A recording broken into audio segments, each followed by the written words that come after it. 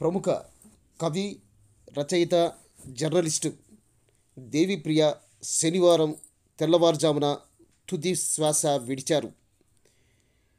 నగరంలోని ఓ కార్పొరేట్ ఆసుపత్రిలో చికిత్స పొందుతున్న ఆయన కన్నుమూశారు. ఆసుపత్రి నుంచి ఆయన పార్థివ దేహాన్ని అల్వాల్లోని స్వగృహానికి తరలించారు.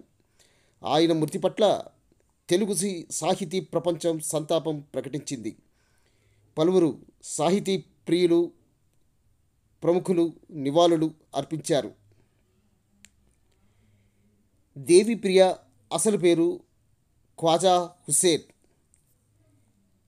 ఆయన 2017లో రచించిన గాలిరంగు కవిత్వానికి కేంద్ర సాహిత్య అకాడమీ పురస్కారం లభించింది.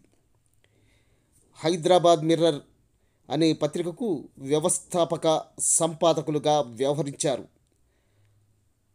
ఉదయం, ఆంధ్రజ్యోతి, ఆంధ్రప్రభ దినపత్రికలలో పనిచేసి ఆయా పత్రికల్లో రన్నింగ్ కామెంటరీ పేరిట నిత్యం ఇస్తున్న కవితకు విశేష ఆదరణ లభించింది.